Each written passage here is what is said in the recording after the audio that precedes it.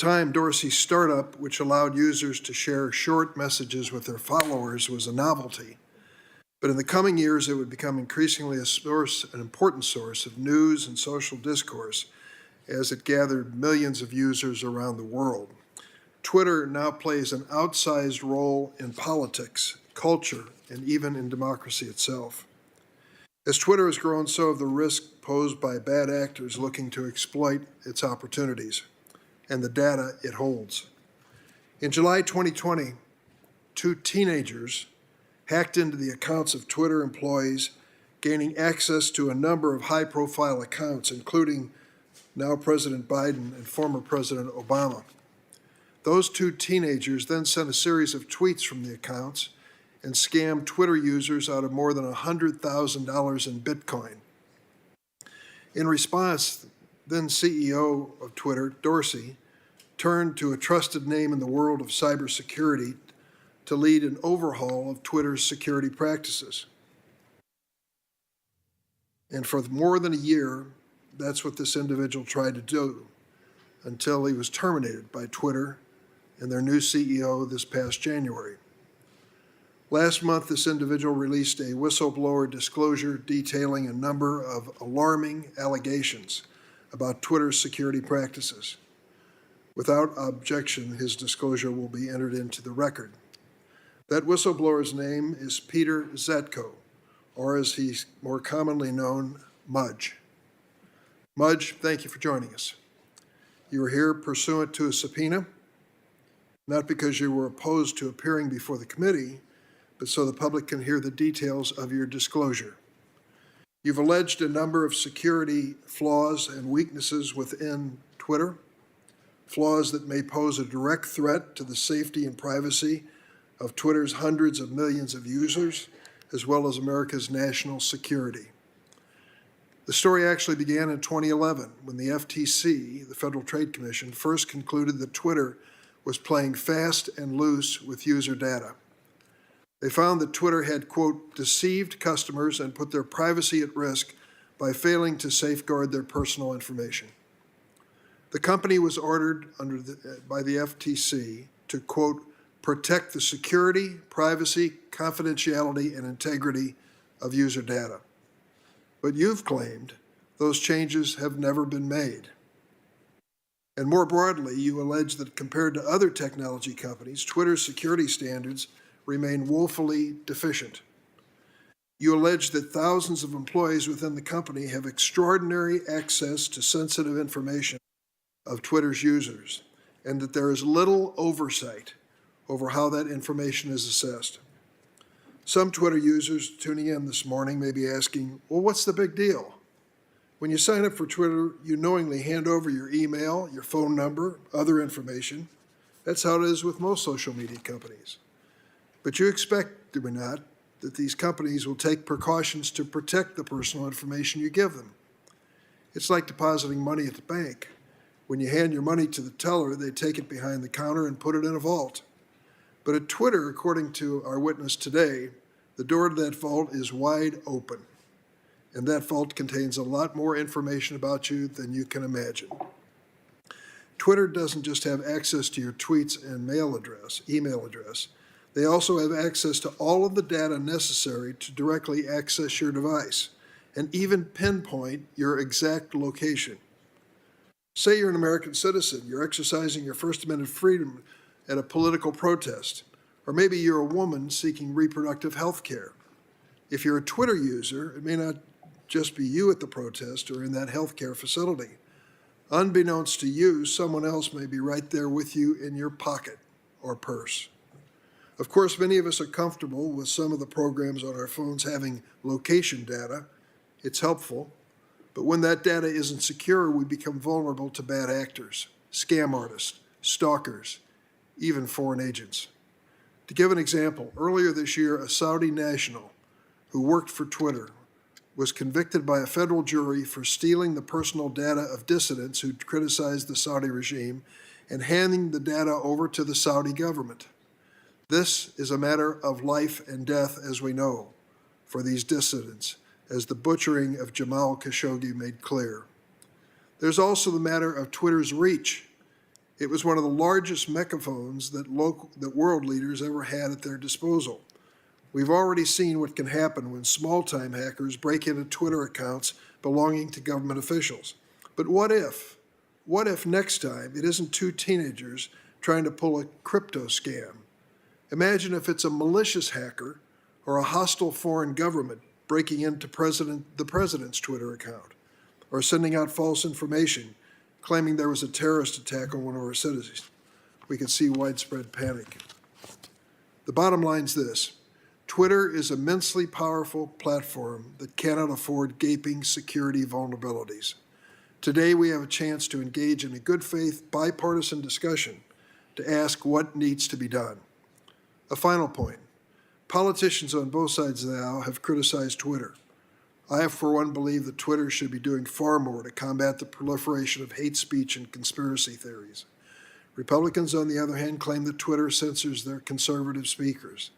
I urge my colleagues to set some of these partisan differences aside and try to find the common ground we need to establish security standards that will be raised today by our whistleblower. With that, I turn to our ranking member Senator Grassley. Yeah, thank you, Chairman Durbin. A very important issue that you have brought before this committee, and I thank you for doing it. I, for one, want people to know that I love using Twitter. But we also know that big tech companies, such as Twitter, collect vast amounts of data on Americans. In the hands of foreign adversaries, this data is a gold mine of information that could be used against America's interest. Twitter has a responsibility to ensure that the data is protected and doesn't fall into the hands of foreign powers. Americans rightly expect that Twitter will protect that information. Thanks to a whistleblower that comes forward, we've learned that Twitter hasn't secured the data of tens of millions of Americans and countless other users. That whistleblower is here today, so we welcome you, Mudge. He comes before the committee today not only as an expert in the field of cybersecurity, but also as a whistleblower. I think all of my colleagues know that I have great deal of admiration for whistleblowers. I've always said that whistleblowers are patriotic individuals who often sacrifice their own career as well as their livelihood to root out waste, fraud, and abuse. Thank you very much for being here. Because of Mudge's disclosures, we've learned that personal data from Twitter users was potentially exposed to foreign intelligence agencies. For example, his disclosure indicates that India was able to place at least 2 suspect foreign assets within Twitter. His disclosures also note that the FBI notified Twitter of at least one Chinese agent in the company, I should say. Based on allegations, Twitter also suffers from a lack of data security. Due to that failure, thousands of Twitter employees can access user data. That data that they don't need access to in order to do their job, yet they have access. And if foreign assets work for Twitter, that means these foreign assets can also access the data. To put a finer point on the allegations, Twitter has allegedly used data it collects and the tools it has to geolocate individuals who made threats against board members. In the hands of a foreign agent embedded at Twitter, a foreign adversary could use the same technology to track down pro-democracy dissidents within their country, but also to spy on Americans. This has actually happened in the past. In 2019, 2 Twitter employees were indicted by the FBI. They used their position at Twitter to access private user data and then gave it to Saudi Arabia. These foreign agents were able to access and provide personal information on more than 6,000 individuals of interest to the Saudi government. Simply put, the whistleblower disclosures paint a very disturbing picture of a company that's solely focused on profit at any expense, including at the expense of safety and security of its users. Additionally, it's been alleged that Twitter knowingly violated a consent decree that it entered into with the Federal Trade Commission 2011. That consent decree required Twitter to address their access control failures.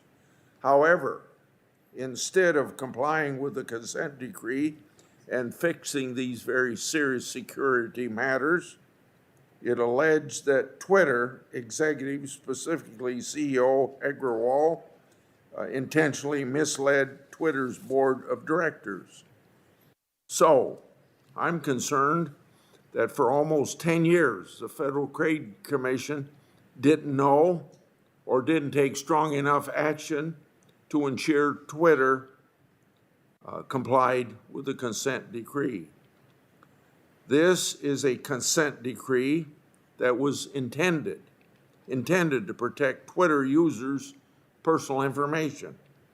As Congress considers federal data privacy legislation, I think it's very important that we draw on these revelations about how Twitter views its obligations with federal regulators. Congress should also be mindful of the FTC's ability or lack thereof to successfully oversee these important issues. Twitter also needs to answer questions about its content moderation. It was revealed to this committee that Twitter outsources a great deal of consent moderation to foreign countries. They have close to 2,000 employees in other countries whose job is to screen tweets by Americans. They also lack the appropriate amount of translators to ensure that tweets in other languages are complying with Twitter's own rules. Mudge had limited visibility to content moderation while at Twitter, so these are questions that need to be answered in full by Twitter because we can't expect Mudge to respond to them. Unfortunately, this committee will not be able to get answers about content moderation because Twitter's CEO has refused to appear today. He rejected this committee's invitation to appear by claiming that it would jeopardize Twitter's ongoing litigations with Mr. Musk. Many of the allegations directly implicate Mr. Agrawal's, and he should be here to address them.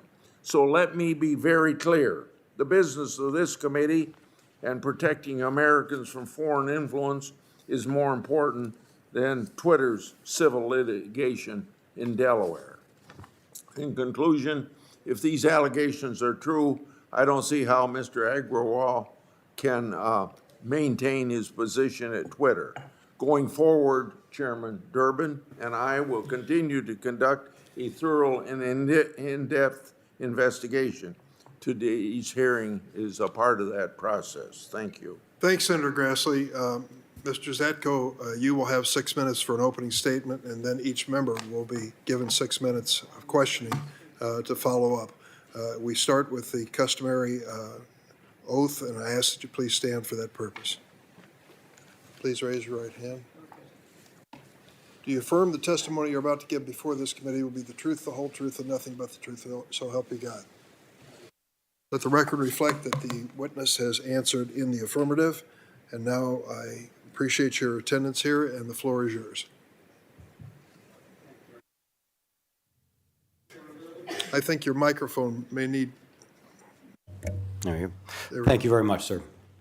Chairman Durbin, Ranking Member Grassley, members of the committee, I appear before you today to answer questions about information I submitted in written disclosures about cybersecurity concerns I observed while working at Twitter.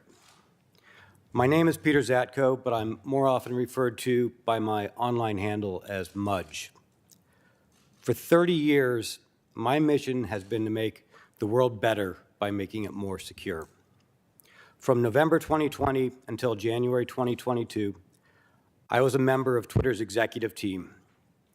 In my role, I was responsible for information security, privacy engineering, physical security, information technology, and Twitter global support. I'm here today because Twitter leadership is misleading the public, lawmakers, regulators, and even its own board of directors. What I discovered when I joined Twitter was that this enormously influential company was over a decade behind industry security standards. The company's cybersecurity failures make it vulnerable to exploitation, causing real harm to real people. And when an influential media platform can be compromised by teenagers, thieves, and spies, and the company repeatedly creates security problems on their own, this is a big deal for all of us. When I brought concrete evidence of these fundamental problems to the executive team and repeatedly sounded the alarm of the real risks associated with them, and these were problems brought to me by the engineers and employees of the company themselves, the executive team chose instead to mislead its board, shareholders, lawmakers, and the public instead of addressing them.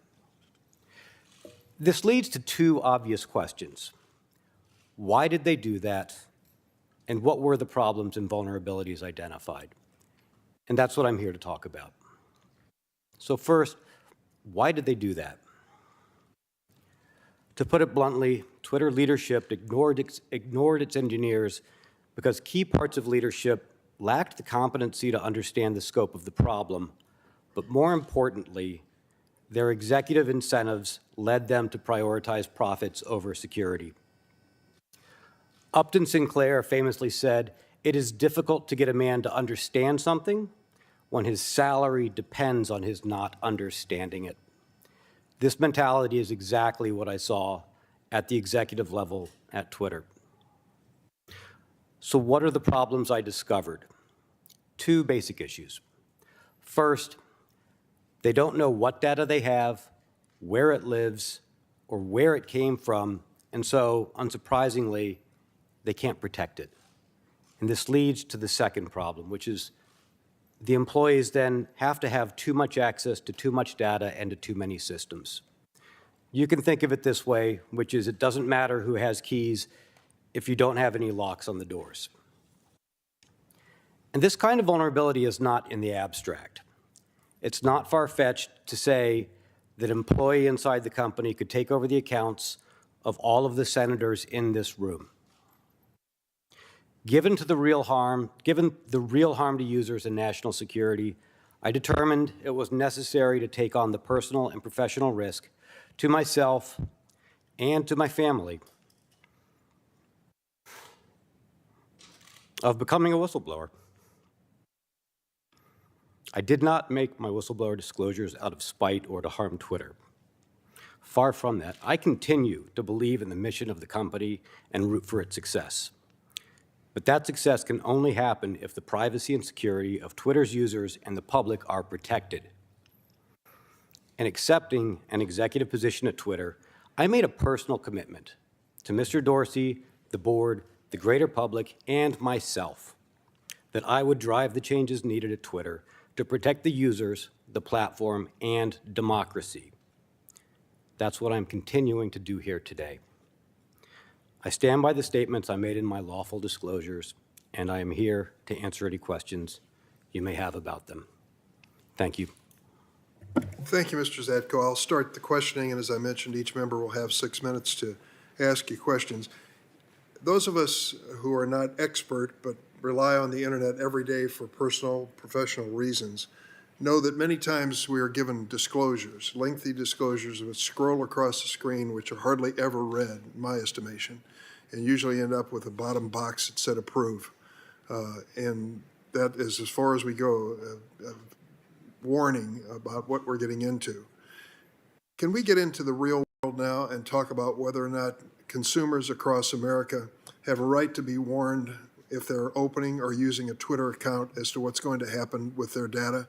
For example, if I disclose my name and my address and my email address, I expect that that may be vulnerable. Somebody could use that in some future time. You hope not, but it could happen.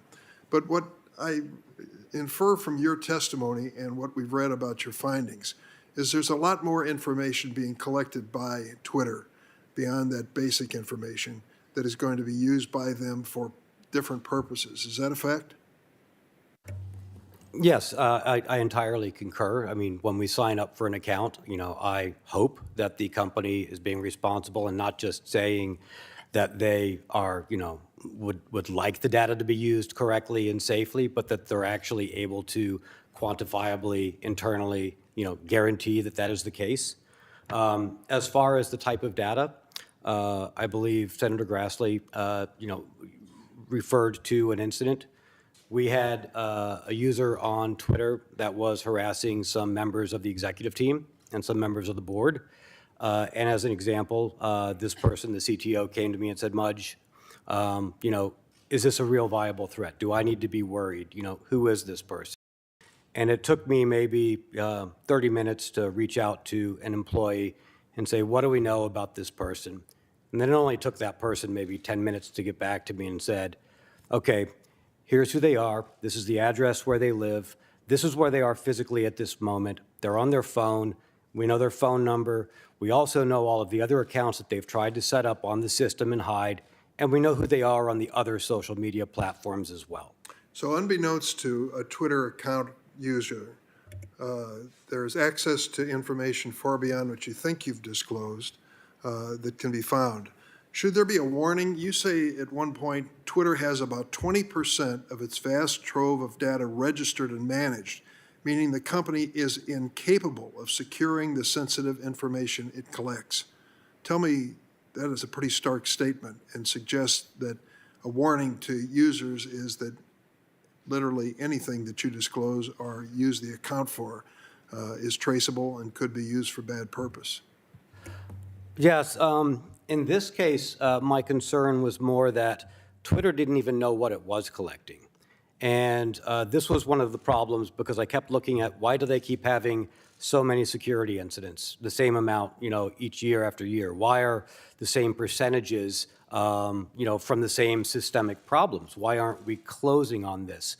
What is fundamentally under the hood broken? Where is the systemic failure? And then it turned out from an internal study that the engineers did on their own because they weren't given, the cover and the time and the resources to do this as part of their job, that only about 20% of the information that they had, that they were collecting, did they know why they got it, why the person had given it to them, how it was supposed to be used, when it was supposed to be deleted, and that the remaining, I think it was 80%, I refer you to the disclosures for the specific numbers, was, hey, we know that our systems are using some of this other data, but we don't know what it is.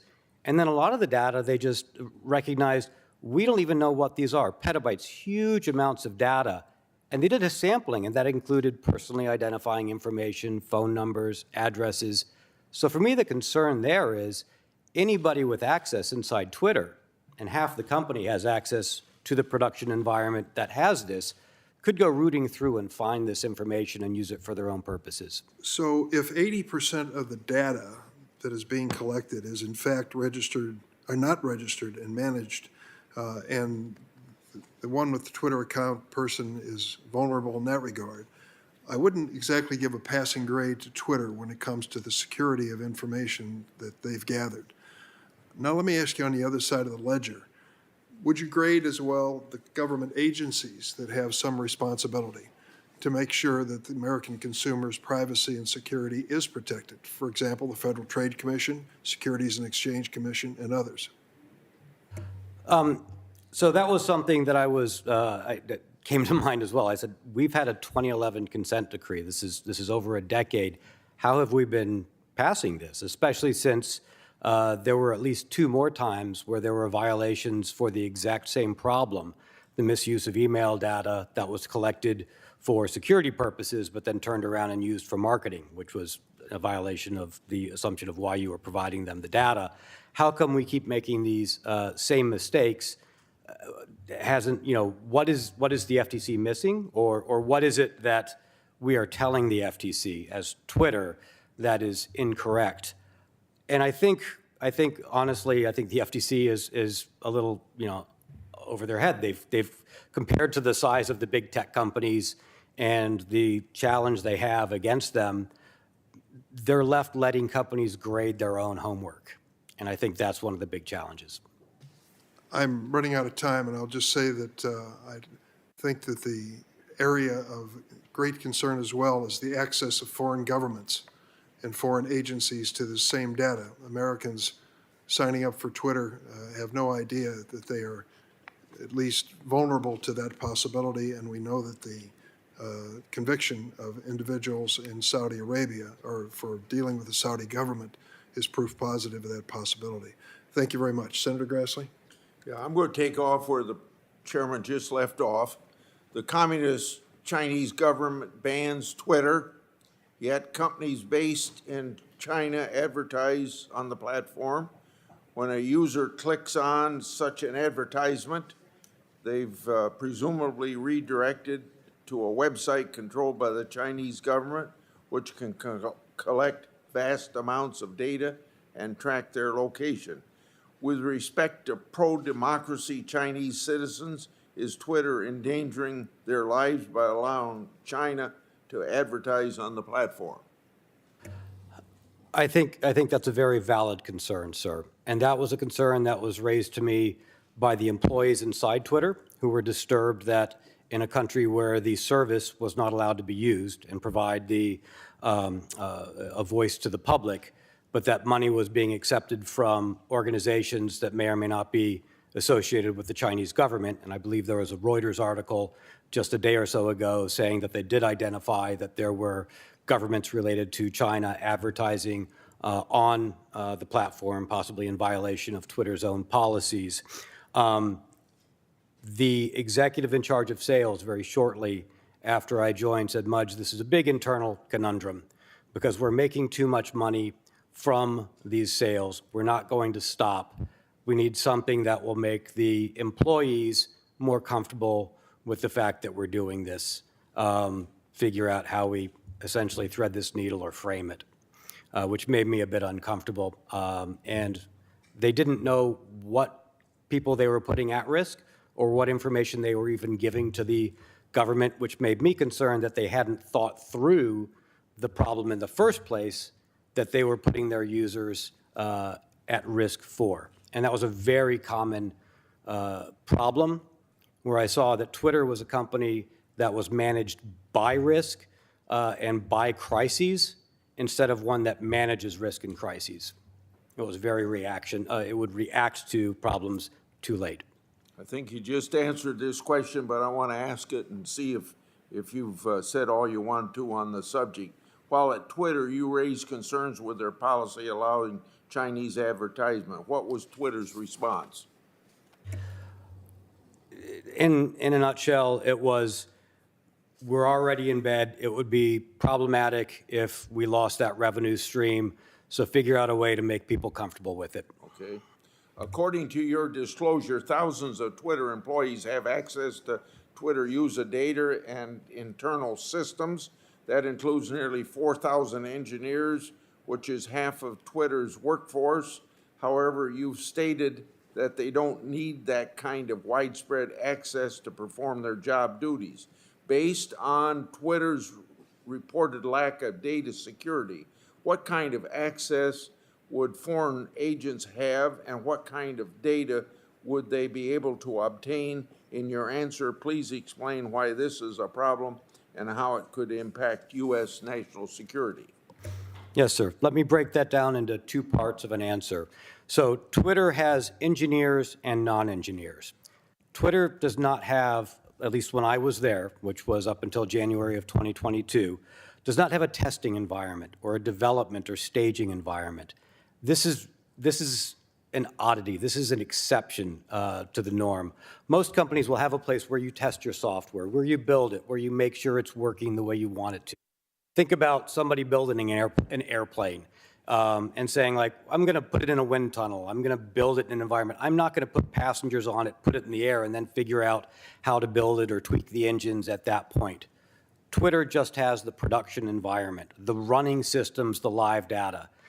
When you become an engineer, which is half of the company are engineers, you are by default given some access to this live production environment. You are doing your testing, you are doing your work on live systems and live data, irrespective of where you are in the world as an engineer. So if you are a foreign agent and you are hired and you are an engineer, you've got access to all of that data that we talked about. The 80% that Twitter doesn't know what's in, yet the engineers studied and realized is personally identifying information, other sensitive information, where there's a lack of access controls because they have too much data and they just didn't know where everything is, so they have to give everybody access, and the systems can access the information. But also recall that foreign agents can have multiple goals.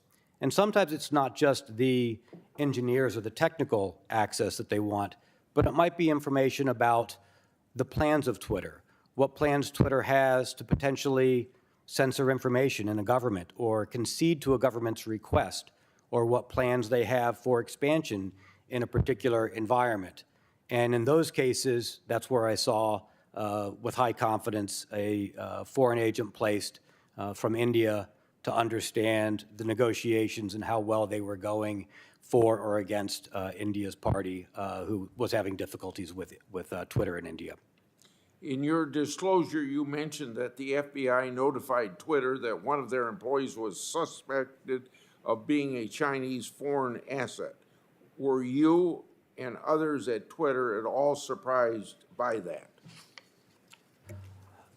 This was made aware to me maybe a week before I was surprised and summarily dismissed. I had been told because the corporate security, physical security team had been contacted and told that there was at least one agent of the MSS, which is one of China's intelligence services, on the payroll inside Twitter. While it was disturbing to hear, I and many others had recognizing the state of the environment at Twitter. We're really thinking if you are not placing foreign agents inside Twitter, because it's very difficult to detect them, it is very valuable to a foreign agent to be inside there. As a foreign intelligence company, you're most likely not doing your job. Thank you. Thanks, Senator Grassley. Senator Feinstein. Thanks, Mr. Chairman. On August 10, 2022, a federal jury convicted a former Twitter employee of acting as an unregistered foreign agent for the Kingdom of Saudi Arabia. While employed by Twitter, the individual accepted payments in exchange for accessing and conveying the private information of Twitter users to Saudi officials. That individual is one of two former Twitter employees charged by the Department of Justice for their efforts to provide Saudi officials with the personal information of dissidents and activists critical of the Saudi regime, including sensitive data that could identify and locate these individual users. Now the question, as head of security, Mr. Zatko, can you describe the types of efforts you've seen by foreign governments to infiltrate, control, exploit, or surveil Twitter and its users, and share what steps Twitter and regulators should have taken to protect against these attacks? Yes, ma'am. Thank you. One of the disturbing things that I saw, based upon being 10 years behind where I would expect a modern tech company to be, was a lack of an ability to internally look for and identify inappropriate access within their own systems. Other than the person who I believed with high confidence to be a foreign agent placed in a position from India, and from it was only going to be from an outside agency or somebody alerting Twitter that somebody already existed, that they would find the person. What I did notice when we did know of a person inside acting on behalf of a foreign interest as an unregistered agent, it was extremely difficult to track the people. There was a lack of logging and an ability to see what they were doing, what information was being accessed, or to contain their activities, let alone set steps for remediation and possible reconstitution of any damage. They simply lacked the fundamental abilities to hunt for foreign intelligence agencies and expel them on their own. You said it was difficult to track. Explain exactly what you mean about that, what you mean, and secondly, what could be done to correct that? One of the most senior engineers in the company came to me not long after I was there and said, "Mudge, you should know that this company doesn't really have centralized logging. We don't log the activities of the systems." I was surprised by this. Most tech companies, most companies I know of, even not in tech, have logs about what's happening on their systems. And this tells you who tried to log in, who was doing what, where, when it happened. Later on in my tenure, I learned that there were thousands of failed attempts to access internal systems that were happening per week, and nobody was noticing. And when we brought this up, people said, well, who is it? What is it? And I said, that's what we're trying to find out. Why weren't we even being aware of this? This fundamental lack of logging inside Twitter is, a remnant of being so far behind on their infrastructure and the engineers not being given the ability to put things in place to modernize. I can give an example. Let's suppose you have 5 credit cards, and you're receiving statements each month, but only 2 of those statements give you detailed transactions, and you want to see if there's fraud on your credit cards. Well, first off, 3 of those credit cards, you're not going to be able to look at the transactions. You just know the total bill. And those remaining 2, you don't have time to go through the transactions and look for it, so you kind of wing it and say, I need all those credit cards to stay alive, so you just keep paying off the bills. That's kind of the analogy I have for the production environment and the logging situation at Twitter. So you can understand that trying to understand what an adversary inside identified is doing can be pretty challenging without logs. Have you thought about how one would design legislation which would maintain some basic necessary rights and yet cover this area? Well, I've been thinking a lot about the regulators because, of course, I was very curious as to, how was Twitter still operating like this since there was a 2011 consent decree that was aimed at addressing a fair amount of this. I noticed a few things. One, there were a lot of evaluations and examinations which were interview questions. So essentially, the organization was allowed to grade their own homework. Did you make things better? Yes, we did. Okay, check. There wasn't a lot of ground truth. There wasn't a lot of quantified measurements. And a fair amount of the interviews came from companies, auditors, that Twitter themselves were able to hire.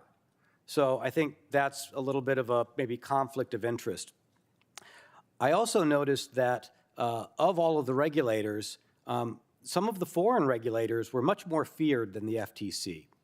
For instance, the French CNIL, the CNIL, the French version of the FTC, terrified Twitter in comparison to the FTC. And when I looked at why, it was because there was more of a fear that it wouldn't be a one-time fine, one-time fines are priced in. One-time fines didn't bother Twitter at all.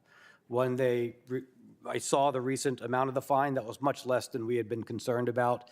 And each time it was a one-time fine, in my discussions with the chief privacy officer, with the privacy engineer head, that was and the executives, the thought was, okay, we'll pay that and we can keep kicking the can down the road and hope, maybe we'll get another one-time fine. Wall Street didn't seem to care because it wasn't a long-term problem that was ongoing. What did make these companies afraid was if there was a risk of, hey, you've mishandled the same type of data repeatedly. Maybe we're not going to let you monetize Sorry, that type who of data. mishandled the data? Oh, so if Twitter, for example, Twitter mishandled email addresses repeatedly. And a concern was if the FTC were to come in and tell us that we're not allowed to monetize email addresses because of our continued inability to handle them correctly, well, then we might not be on fair footings with our competitors, and that scared them and made them move. I believe something like that did happen to Facebook, which has been used as a sort of cautionary tale inside organizations. So I think the regulators have tools that do work, but they're not able to see which tools in their tool belt are the ones actually working, and they're using the one-time fines that the companies aren't really afraid of. Thank you, Senator Feinstein. Senator Lee? Thank you very much, Mr. Chairman. Mr. Zatko, thanks for being here.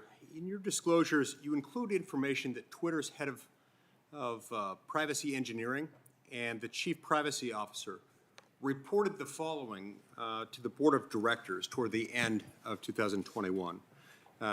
This is a quote. Every new employee has access to data they do not need to have access to for the purpose of their role. And also added that until Twitter could reach the point where it could implement a system to manage access to data, they were, quote, at risk of inappropriate access or use of data. They also reported that our inability to delete data compounds that risk, as we retain data that we should not have and which is therefore accessible by people who do not need to have access to this data. Tell me, Mr. Zatko, what action was taken by Twitter's board of directors in response to this rather shocking information? This is not the first time the board of directors had been made aware of that or told this, and there was no change or mandate or charge put forward by the board of the directors. What do they mean by when they refer to the inability to delete data? Why is that significant? If you don't know where your data is, as we talked about, these large amounts of data, and somebody comes in and says, I've left the system, and maybe the FTC asks, well, have you deleted all the user data? You can't respond in the affirmative because— Even if you've deleted the account. Correct, because you don't know where else this data lives in systems, because you don't know what data you have and where it is. That's correct. So does this mean that Twitter is actually unable to delete data, or is it just unwilling? It is unable because they do not know where it is, so they are unable to comply. Okay. So but this has resulted from a deliberate decision at some point to adopt protocols that don't allow them to do that, right?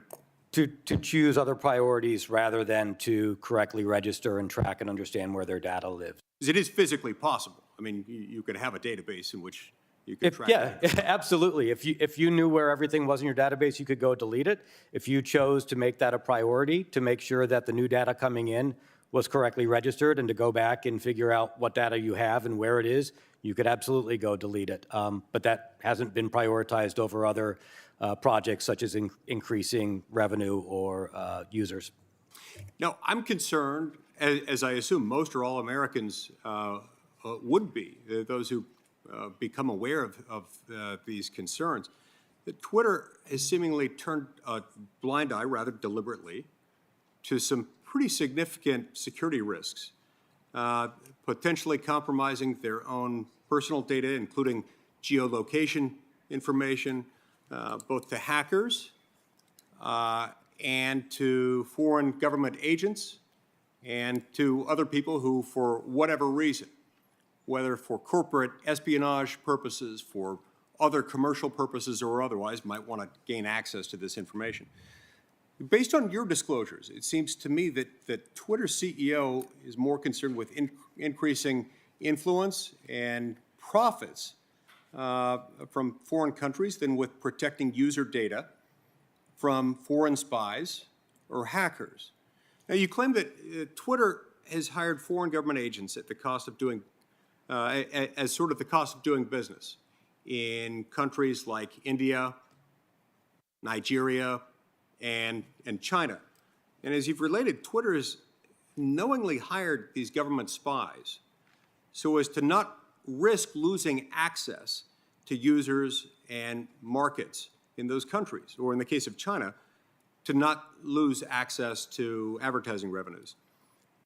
Do these engineers who are suspected of being foreign agents, do they have access to all user data or just a certain subset of the user data?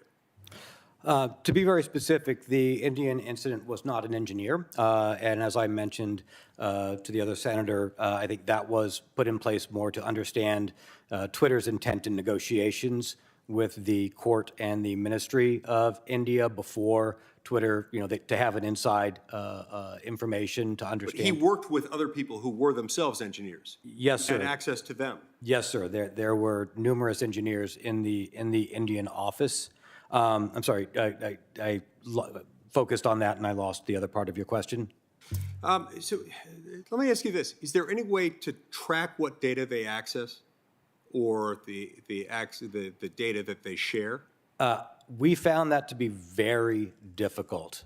We had to set up a specific small team individually to try and create a unique environment just to allow us to track and monitor and log one individual because of the lack of general logging and access control that we found would be unscalable and not reproducible should there be any other people like that. It was a lack of basic fundamental tools and access control. Okay, so I'm almost out of time, but I need to know this. Why would Twitter not create a tracking or a logging system to follow this sort of thing, to make sure that it was handled correctly, particularly given that they know that many foreign governments, like India and Nigeria and China, specifically want to access and use that data to find and root out and punish dissidents? Why would they want to do that? Why would they want to subject their own users to this kind of harm with the grave implications that it carries, especially in those countries? I think they would like to, but they're simply unwilling to put the effort in at the cost of other efforts such as driving revenue. I'm reminded of one conversation with an executive when I said, I am confident that we have a foreign agent, and their response was, well, since we already have one, what does it matter if we have more? Let's keep growing the office. Right. Thank you, Senator Lee. Senator Klobuchar? Thank you very much, Chairman. Thank you, Mr. Zatko. Following up on that point, I just returned from Ukraine, where Senator Portman and I saw firsthand the extent of the damage inflicted by the Russian invasion. I was troubled to learn that, according to your written disclosures, Twitter's leadership recently considered agreeing to the Putin regime's request to censor and surveil Russian Twitter users.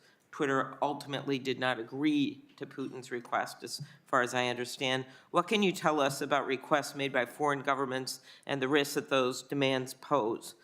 And why would a company like Twitter consider agreeing to a request to censor or surveil users? I was very surprised and shocked by that one-on-one conversation which I had with Mr. Agrawal. This was prior to his assuming the CEO role. I understand to be it out of a frustration of the inability to perform, and this kind of goes into content moderation, which we talked about before, and while that wasn't my main ballywick, and I've been informed I shouldn't go into details about conversations I've had with Twitter counsel, there was we don't really have the ability and tools to do things correctly. This is a lot of work. It's not, driving our main executive incentive goals. Is there a way that we can simply punt? And since they have elections, doesn't that make them a democracy? Thank you. I am a big believer that these companies, and not just Twitter, have to invest more in protecting data and protecting the public. And I heard Senator Durbin talk to you about the agencies, right? And you, I think, agree with me that the agencies in the U.S. are underfunded when it comes to taking on these major cases. But I want to turn to ourselves and put the mirror back on ourselves here in Congress. Do you think it would be helpful if we pass some privacy legislation in Congress? I think one thing that would be very helpful is that the FTC and other regulators don't have laws or rules that would create whistleblower protection programs for people while they were still in these organizations. And I think that's where, I mean, I learned a lot of information. A lot of people wanted to share the information. When I came on board, they were excited that there was an executive that was listening and that was willing to ruffle feathers, that was willing to fight for some of these things because they had tried to raise them. Yeah, I think, understand. yes. Okay. Are you aware that Senator Grassley and I actually passed a bill to change the merger fees that passed through this committee unanimously, passed through the Senate? It's now sitting somewhere in purgatory over in the House, that would allow us to fund the FTC. So maybe they would be as scary as France or some other country, and that we have been unable to pass that, or actually, despite this probably being our 50th hearing between, I'm looking at Senator Blackburn, between Commerce and Judiciary, we have not passed one bill out of the U.S. Senate when it comes to competition, when it comes to privacy, when it comes to better funding the agencies, when it comes to the protection of kids that Senator Blumenthal and Senator Blackburn have worked on. And so at some point, when we talk about the agencies, I think we better be putting the mirror on ourselves. Because I was listening to your quote from Sinclair Lewis, a Minnesotan, it is difficult to get someone to understand something when his salary depends on him not understanding it. Could you talk about the lack of action in Congress and how that has actually created an environment where these companies feel like they can do everything from destroying our newspapers and our public good to basically not taking correct actions when it comes to hacking? So that's your world, not mine. I appreciate the efforts and the work that you're doing. What I did see is that any laws or bills passed or actions in the past, if they are not able to be quantified and externally audited by an independent viewer, get gamed a lot by what I saw inside big tech in their ability to sort of answer in an affirmative without actually doing what the intention was of the rule, law, or regulation. One other bill I want to mention, and Senator teamed up here with Senator Coons and Portman on this, Platform Accountability and Transparency Act, to require digital platforms to give researchers access to data. And the independent experts that you hired to audit Twitter's processes for addressing disinformation found serious problems, made recommendations. However, I think Twitter's leadership didn't listen. In your view, why do you think Twitter failed to act on the recommendations made related to the disinformation? And how could independent groups help? Yeah, I'm a big fan of independent groups having independent eyes and providing ground truth on that. I think this is, I should be clear, you know, first off, the engineers and the employees want this change. The culture, and I can speak primarily about Twitter because that's what I'm here to talk about in the most recent big tech company I've been involved with. It's a culture where they don't prioritize. They're only able to focus on one crisis at a time.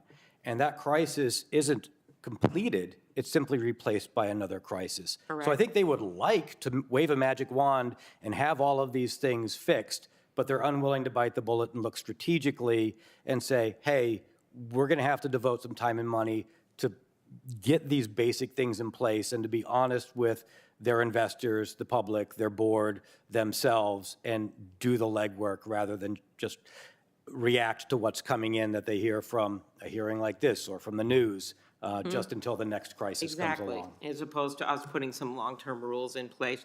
Last thing, You talked about in your disclosures that Twitter does not have enough resources focused on removing misinformation and hate speech. In particular, you noted that half of the content flagged for review in Twitter Spaces features was in a language that employees didn't even speak.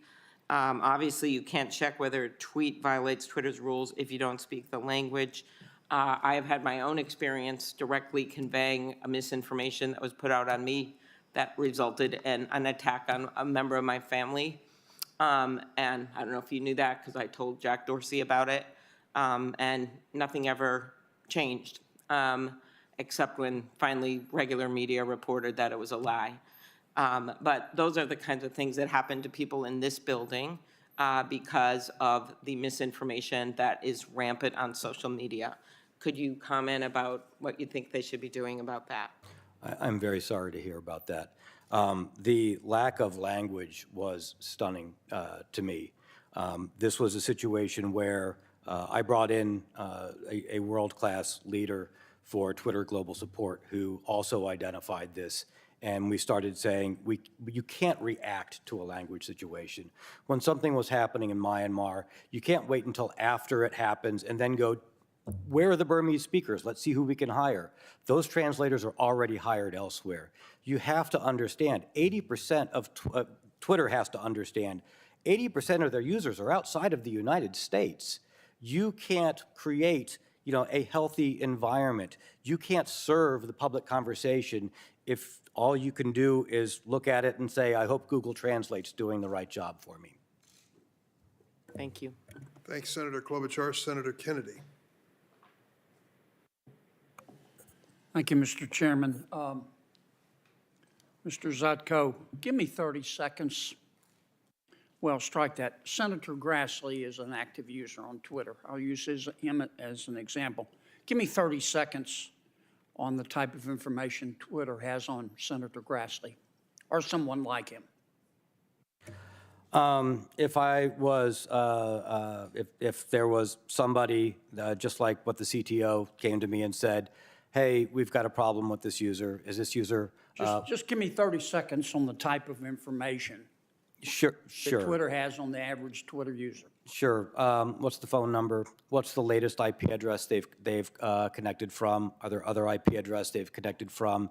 Is this the current email? How long have they been using that email with the account? What are the prior emails for it? From the IP address, there's a where do we think they live? Where do we think they're connected to right now? Are they still connected even if they're not actively using the information? What type of device are they connected with? What type of web browser are they using? Which brand is it? Possibly which computer? What language did they connect in it?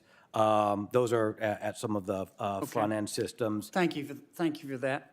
And I want to be sure I understand. You're telling this committee that all of the engineers and half the employees of Twitter have access to Senator Grassley's account. Half of the employees of Twitter are engineers. The engineers are by default given some access to the production environment. If it is, from what I saw, if they wanted to root around in the data and find it, they could find it. Okay, let me try that again. I believe some have. I'm going to be sure I understand, okay? I'm not trying to trick you. From your testimony, I understand that half of all of the engineers and half of the employees at Twitter have access to Senator Grassley's account. Is that correct? Based upon what I saw, technically, yes. Okay. And if they go into Senator Grassley's account, if an engineer does, for example, Twitter doesn't know that that engineer has done that. Is that correct? It would be difficult to find the logs showing that, is my understanding correct. Okay. So you don't have a log in and log out system? There was not an easy ability for me to find which engineers had logged into which systems and what data that they had accessed. Okay. So this engineer who can secretly go into Senator Grassley's account and get all this information, Twitter has no idea what the hell that engineer is going to do with that information, does it? Under the hood, no. Okay. So that engineer at Twitter could sell it, for example, couldn't he? I'm sorry, could what? Could sell it. Could sell access. I've seen numerous accounts on underground forums offering to sell such access, whether those are valid or not, but I've seen the offers to sell access to accounts, to delete accounts, to unban Or accounts. that engineer could just call one of his buddies and say, hey, you don't like Senator Grassley. Let me give you some information here, and you may want to use it against him. Could that engineer do that? With the access they have to Would the Twitter underlying know data? that the engineer had done that? Not necessarily. Okay. Now, did Mr. Dorsey know all this? I did explain this to Mr. Dorsey. My understanding is he did not understand this prior to bringing me in, and that was one of the reasons that he wanted Does me he to come understand in. it now? I believe after seeing How this about hearing. your CEO? Does he understand this? I believe since he has been there for 10 years and rose up through the ranks in engineering, and he has talked to the engineers, and they have told About a them. that- yes? I believe yes. I believe How about yes. Mr. Brett Taylor from Salesforce? He's the chairman of your board. Does he know all this? He knows what I've put in my reports. I do not know whether he understands it. All right, you've got an executive from MasterCard, Mimi, I'm going to probably mispronounce the last name, Ali Mayu from MasterCard. Does this board member know that? I do not know if she knows that. Well, is this the kind of thing that a reasonable board member would inquire about? I would think so, but I've also seen that what was presented to the board was not representative. During your time there, did the board ever ask?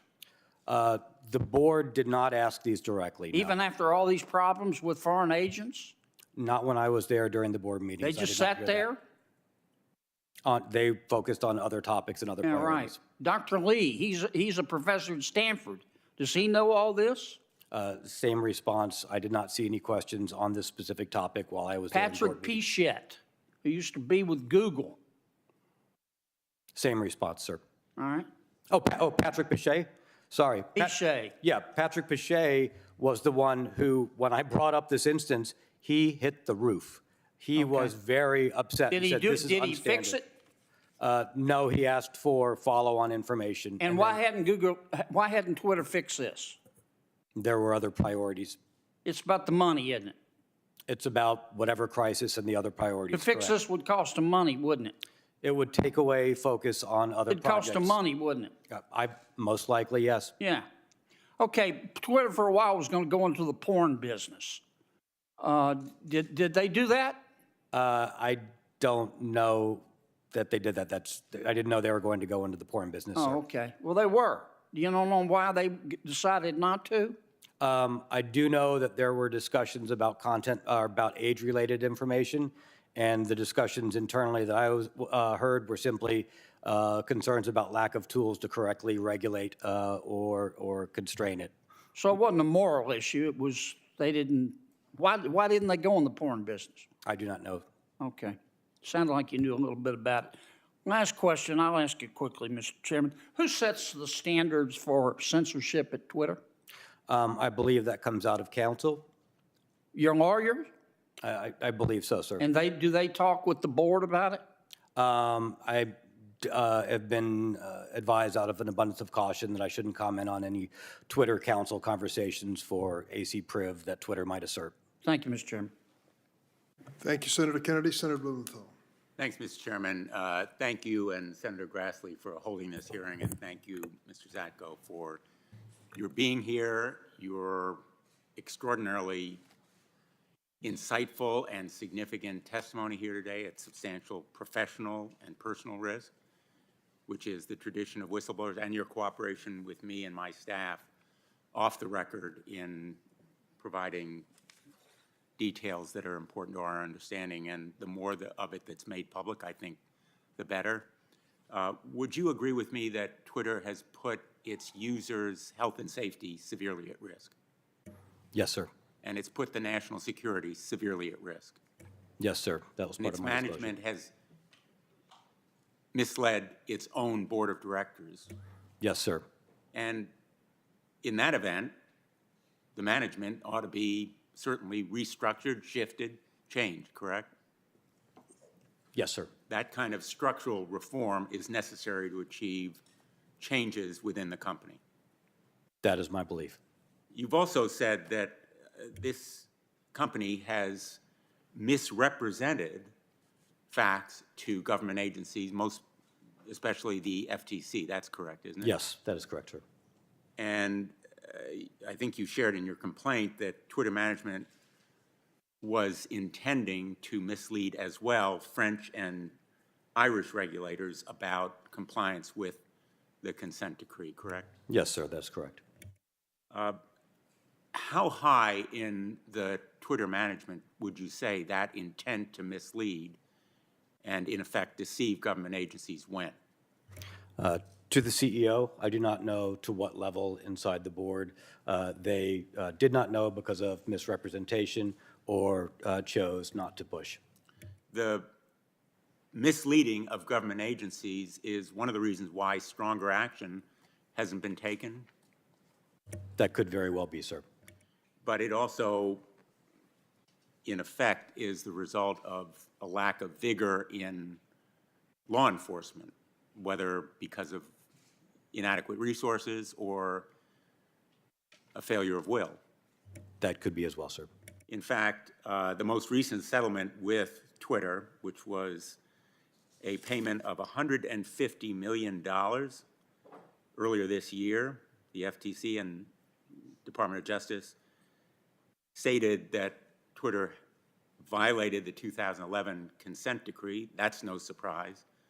But the size of the penalty, a mere $150 million, amounts to the kind of burden on us average drivers when we pay the toll to go into Manhattan, given that its profit in the second quarter of this year was about $1.18 billion, correct?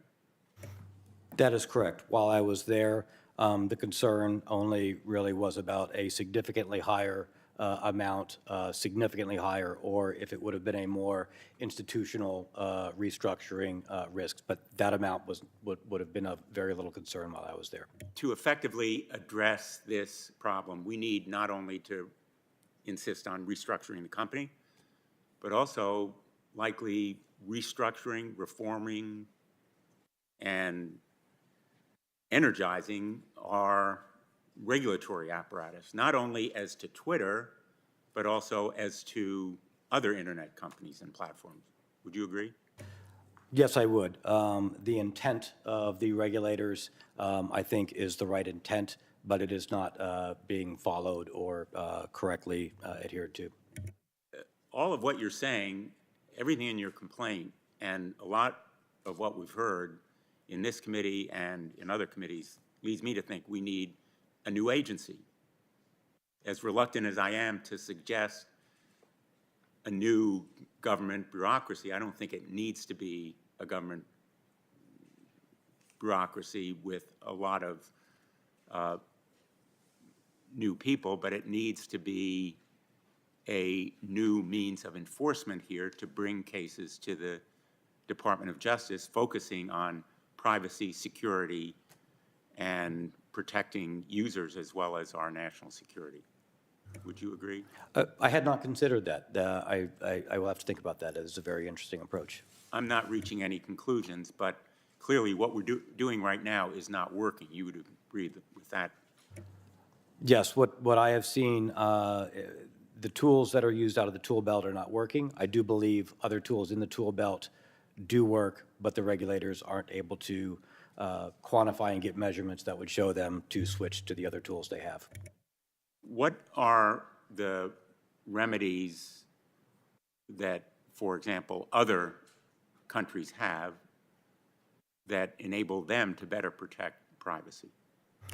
Some are simply much more aggressive and do not accept answers at face value, put very strict time constraints on requiring answers, require data to back up the answers, and threaten to preclude monetizing entire markets, such as maybe you won't be allowed to monetize in France, or maybe you won't be allowed to use a particular data source in France, and you have a week to respond sort of approach. And let me just finish on that note, to expand on the Upton-Sinclair theory of the case here.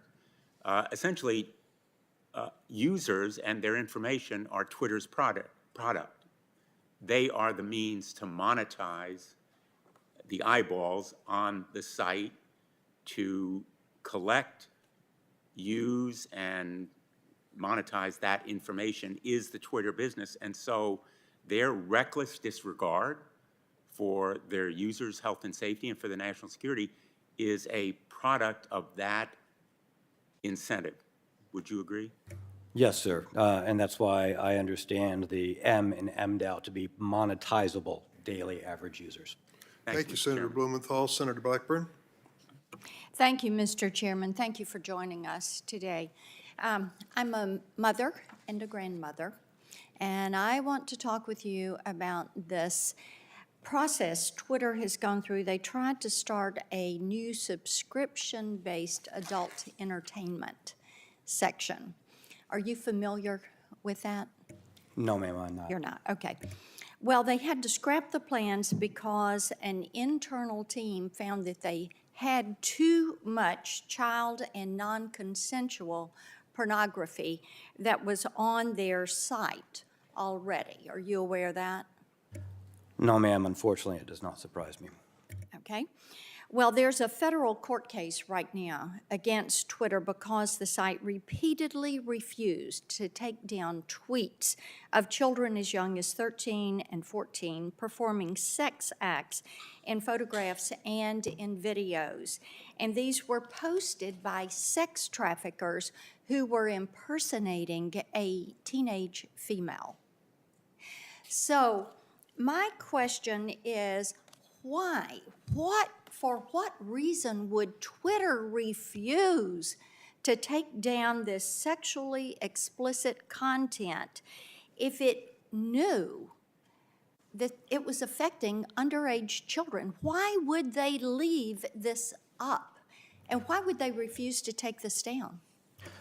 From what I saw on the area of adult content, because that was brought up, and the concern was certain advertisers didn't want adult content to appear next to ads they were putting, and that was a concern inside the company.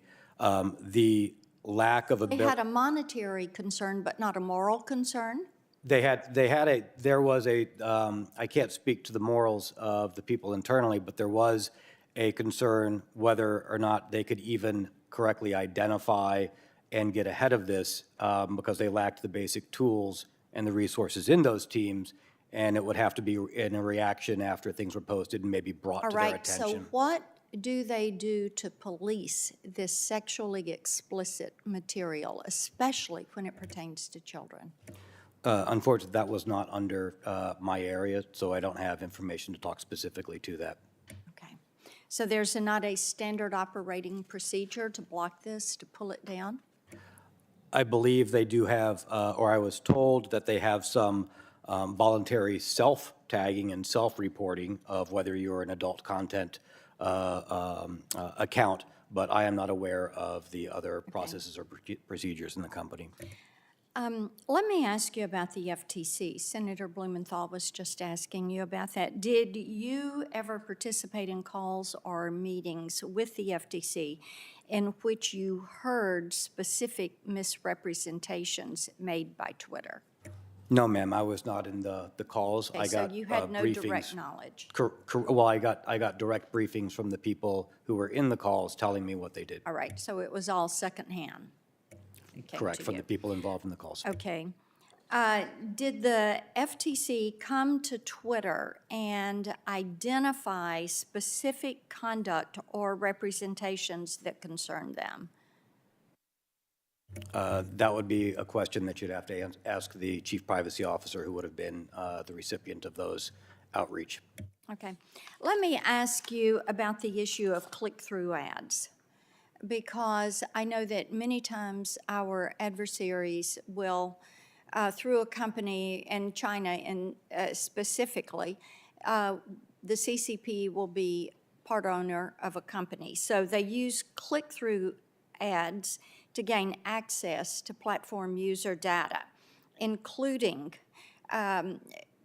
China, including other adversaries. and including places where Twitter is blocked. And they're finding ways to evade the tracking and to get into these networks. In your experience, is this a typical practice that happens at the global tech platforms? Click-through ads do expose a risk that non-click-through ads do not. If you can get a user to click through, you get the information that I was describing before, the IP address, the browser. From the IP address, you can determine the IP geolocation or whether they're using a VPN or not, if that is allowed in your country. And then you can further interrogate that person's computer or get them to provide more information, maybe that they don't know they're providing directly to you, thinking it's through an ad on a service. Could this be remedied in any way? And Senator Klobuchar talked to you about this, a national privacy standard. If we had a national privacy standard, would that help to secure an individual's information online, and would it help in any way in policing these click-through ads? I think addressing in general the difference of the information or making people aware, and then providing a context around when a user knows that they are providing information and what information they are providing, no longer to the service they thought they were interacting with, could definitely benefit a user.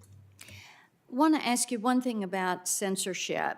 And during your time at Twitter, did you participate in any conversations or meetings where content moderation decisions were made based on a poster's political views?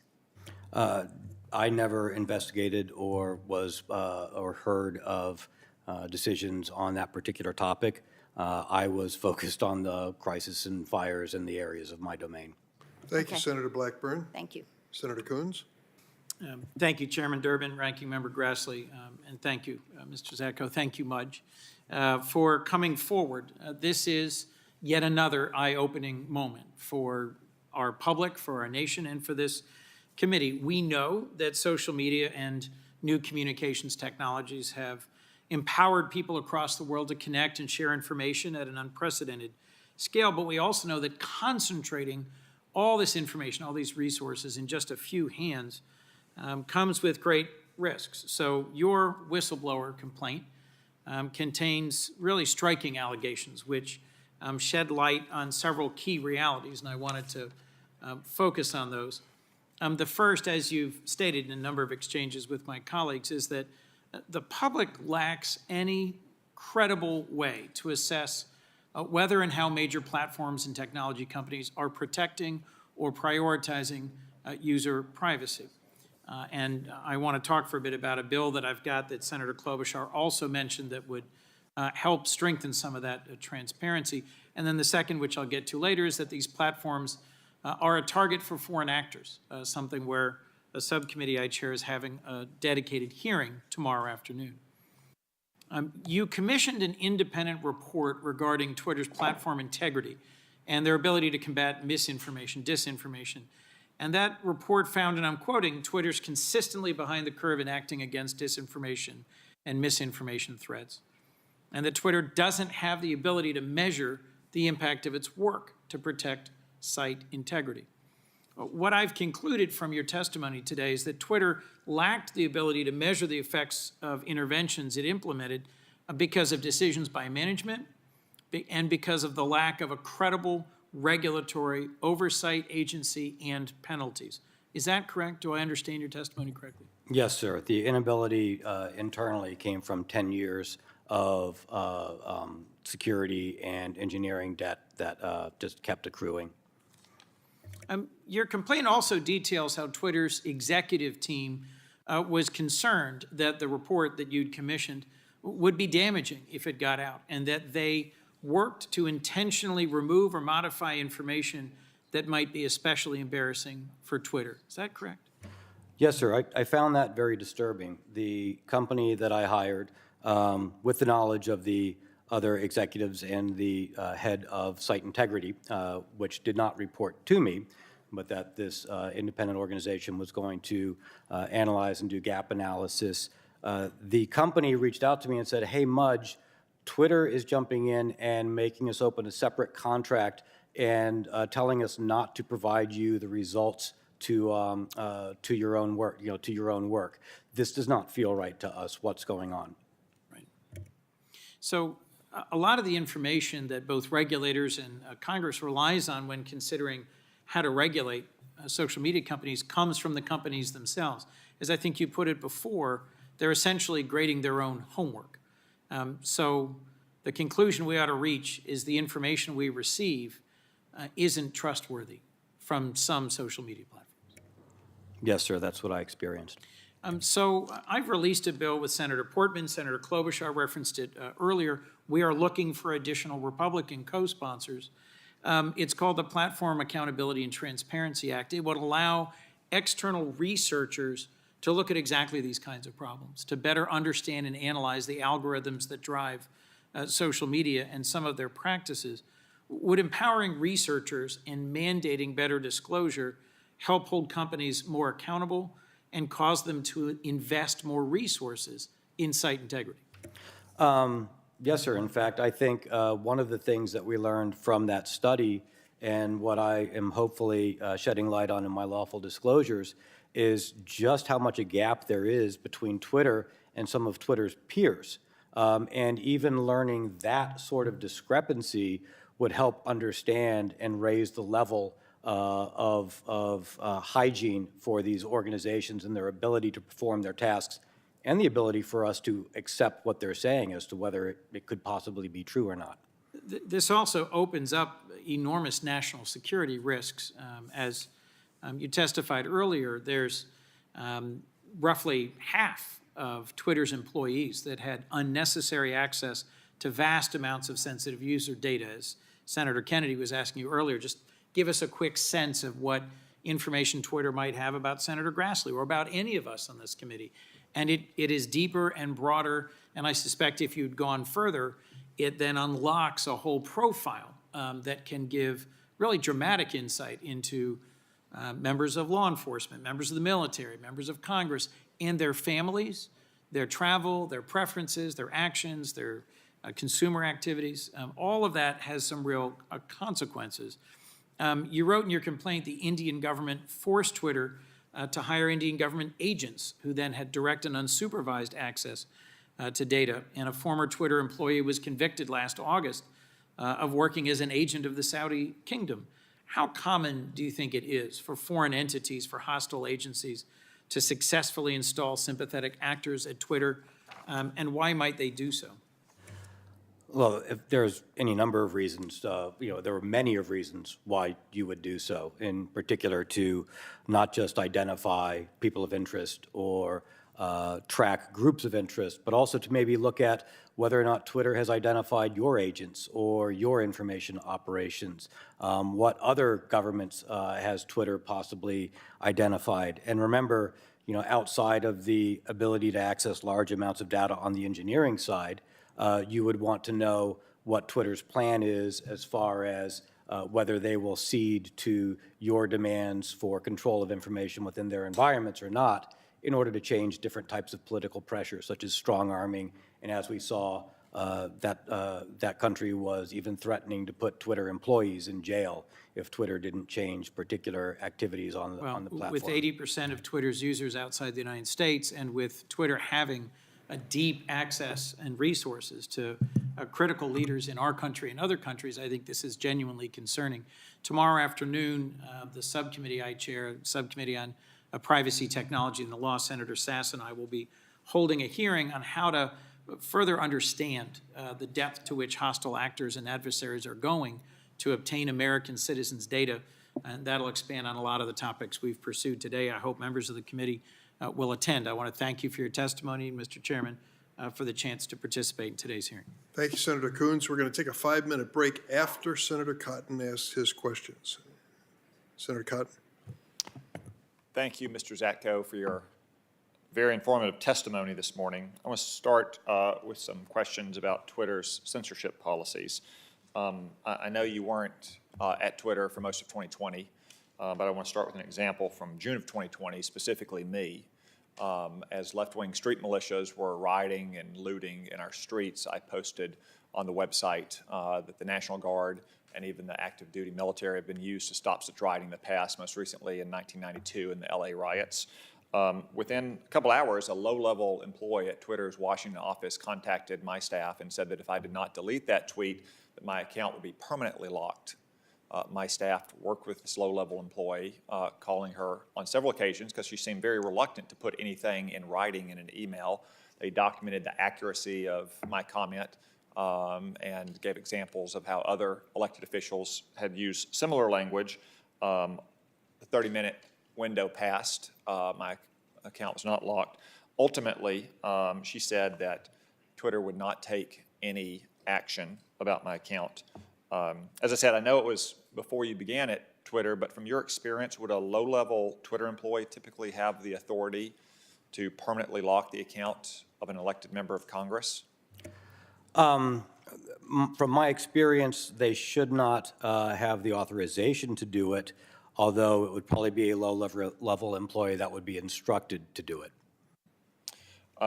So she was likely taking direction from more senior officials at the company. Not knowing the situation, I can't comment on the specific one, but that is the sort of activity that I would see there. And I can concur that I did notice a reluctance to put a lot of things in writing on particular topics. I noticed that in the emails that Mr. Agarwal sent to you, he seemed very reluctant to put things in writing or made statements about what he was going to verbally express to the board. And he Yes. apparently did not express those things. Sticking with the censorship, again, like I said, I know you weren't there in the lead up to the 2020 election, but once you arrived just a couple days after the election, you selected an outside company to do an evaluation of Twitter's censorship policies. The report that you commissioned found that Twitter's content controls are ad hoc and informal. Those are two direct quotes. And the policy decisions behind it are made mostly by a small group of Twitter staff at San Francisco, quote, frequently during a time of crisis. Is that accurate? I didn't hire them to do a report on censorship, but that was the platform manipulation organization. And yes, the cite, how you cite the report as what they found on And what that kind team of, is when it correct. says frequently in a time of crisis, what kind of crisis was the report referring to? I believe the report also said, and this is from what I experienced, if something was brought up in the media, if a government brought it up, if somehow it became publicly aware, or if there was, an ongoing outage to the system or some active disruption or crisis. Yeah, thank you for that, because the report does go on to say that according to Twitter employees interviewed, Twitter usually censors information, quote, only if it is flagged by reporters or news headlines, partners, which it means to include academic organizations and other social media companies or political officials, end quote. So does Twitter have special channels of communication with fellow social media companies like Facebook to discuss so-called misinformation? If they do, I believe that they would be ad hoc. I am not aware of official ones that would not have been within my organizations. Okay, what about other so-called partners like pharmaceutical companies or advocacy groups? I am not aware of those. Again, that would be out of council or other organizations. So saying ad hoc, you think in these cases, just say a executive at a pharmaceutical company that doesn't like what's being posted on the website, or a left-wing activist at a Washington think tank would just use pre-existing relationships to contact someone at Twitter on an ad hoc basis? I do not know.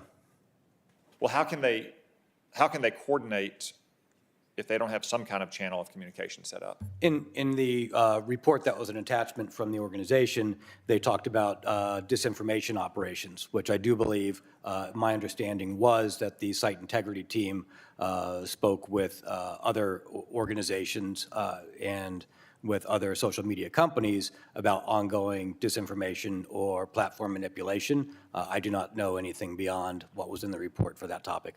You said something earlier I just want to come back to. This isn't an exact quote, but I want to give you a chance to elaborate a little bit. It was something along the lines of, if you don't have a foreign intelligence officer inside Twitter, you probably aren't doing a very good job as an intelligence agency. Is that close enough?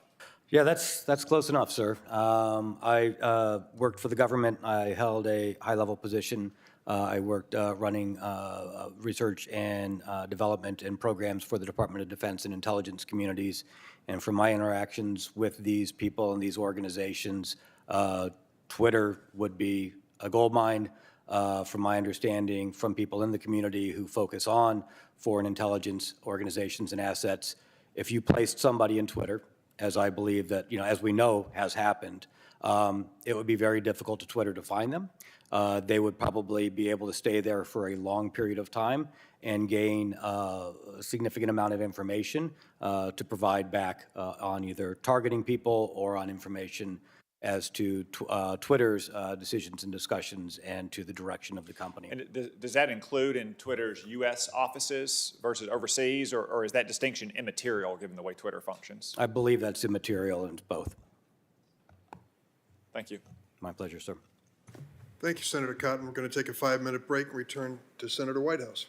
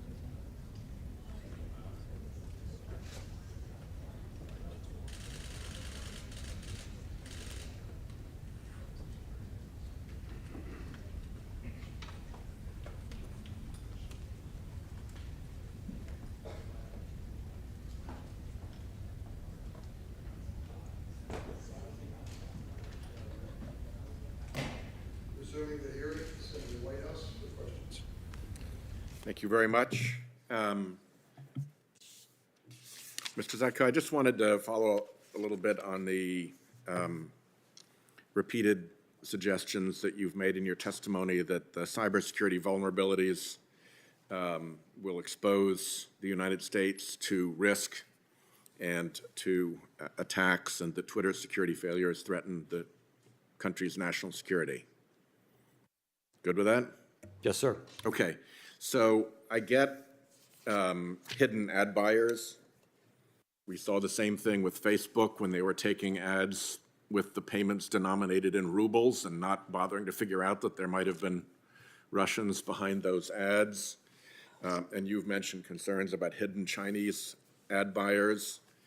But if we could talk a little bit more about the national security risk associated with, for instance, the unregistered Saudi foreign agent who worked at Twitter, or the pressure to hire Indian government agents. Walk us through a scenario of how an individual planted in Twitter like that could create a national security risk for the United States. And if you would, make particular reference to the fact that, at least when I use Twitter, I'm sending stuff out. It's intended to be public. So how, in that environment, can a foreign agent create national security risk of any significant nature? Yes, sir. There are several aspects to that. There's the non-public information that we've spoken about earlier today, your location, your phone number, your email address, things that aren't advertised to the world. In fact, I believe 200 million, if we want to say regular users, not necessarily from a national security standpoint. Twitter in 2020 internally assessed that they lost information on 200 million users for email addresses, phone numbers, other information like that. This is the information that you need in order to start taking over other people's accounts. With your phone number and an email address, I can hijack your phone number. I can then change your Gmail, your Coinbase, your Ameritrade, your other accounts. I can cause financial harm that way. I can then assume your identity. But more importantly, I probably want to be able to understand your whereabouts, your network, and understand, well, I'll give you an example in foreign governments, a concern, and then we can apply that to the United States. There were requests for information about members in the farmers' protest. There might be organizations or groups in the United States where, once I know your home address and your home phone number, I can approach you in real life. I can put pressure on you. I could possibly recruit you. You could be a witting or unwitting accomplice, and then I could influence you or target you for influence operations in the real world. Let me just offer the thought that my home address and phone number and email address are pretty widely known, and indeed in the public domain. So how does Twitter access to that information? Is there more, or what's the difference between being able to look me up in the phone book and having Twitter access to that information? Having been in the public sector myself, yes, a lot of my information became known. There's also a lot of people who are in particular roles where that information is not known. And the targeting of them, perhaps staffers, perhaps aides, perhaps people around you influencing to build that network, which we have seen within, not Twitter, but which the U.S. and the intelligence communities have seen as part of the great game in the intelligence communities and world. Okay, so just play that out for me a little bit more, given that so much of this information is available through other channels. What would the end game be for, let's say, a foreign government seeking to put that kind of pressure on somebody who could presumably make a difference or a decision about to the benefit of the foreign country? Perhaps identifying a relative, a family member, a colleague who is in financial issues or has other elements that can be leveraged against them to help them influence you in a particular fashion without your awareness. So you're able to, somebody would be able to create a sort of family or personal network around an individual Twitter user and extract information about folks in that network? That is one particular aspect that intelligence communities are known to do. How would that take place through the, if somebody's gotten into the Twitter system, how do they find that out? Well, it might be used in combination with other data collection sources. For instance, one of the concerns of U.S. People traveling to other countries is, was there information in the OPM database? And can that information be cross-indexed against the healthcare industry databases that have been lost? Do we know that this person has a particular political bias on Twitter, and start to tie all of these things together for people of influence or access within governments or within sensitive positions? Thanks very much. My time is up. Thanks, Senator Whitehouse. Senator Graham. I'm sorry, Senator Cornyn. Mr. Zatko, I want to explore just in the next 6 minutes the kind of data that is available on American citizens that can be used for appropriate or inappropriate purposes. You're familiar with the concept of ubiquitous technical surveillance, aren't you? I can understand those words together and get the general context, I believe, sir. Yes. Basically, all of the cameras that are publicly posted, data on your smartphone, you've already talked about geolocation data, the type of transactions you engage in, where your home is, how much you paid for it. Even Google Earth may have taken a picture of your home or your place of business. So there's already huge volumes of data available for whatever purposes, even above and beyond what social media collects, correct? Yes, sir. There is a lot of information about a lot of us in many different ways available through technology right now. And I dare say, I bet most Americans just can't fathom the volume of data, and that's without even getting to things like social media. For example, in 2015, I think it was, there was a hack of the Office of Personnel Management records. I think it was 22 million records of government employees, including their applications for security clearances, was hacked reportedly by the People's Republic of China. And then if people decide that they want to figure out their family ancestry and use one of the DNA testing companies, my understanding is much of the testing is outsourced to places like China, where obviously it's not secure from Chinese government access. And so when we're talking about the privacy concerns of Americans, this is not just limited to platforms like Twitter and social media, correct? That is correct, sir. I was informed I was in that OPM database and that my information and my security clearance information was collected as well. And turning to Twitter, you've already talked about the lack of what I would call protection from insider threats in the intelligence community. If you're working in the intelligence community, they have logging protocols that will determine who accesses what information, correct? So it can be audited later on to determine whether there'd been inappropriate access. That's the sort of protocols or mechanisms that were not available at places like Twitter when you worked there, correct? Yes, sir, correct. And so anyone who could get access to that information could, on top of all the information that I asked you about earlier outside of social media, if you look at the cumulative data picture, is that the kind of information that foreign governments like the People's Republic of China are regularly accessing for their purposes? I can't say whether they are regularly accessing. I don't have that direct information. I am aware that some people and organizations have gotten very good at cross-indexing across very large amounts of data collected on numerous people from various sources, OPM, medical, et cetera. Twitter would be a very decent contribution to that multi-source collection. And that's where things like artificial intelligence can come in to comb or mine vast sources of data for a more targeted or narrow purpose. Is that right? The ability to collect and mine, yes, has been augmented by modern AI techniques.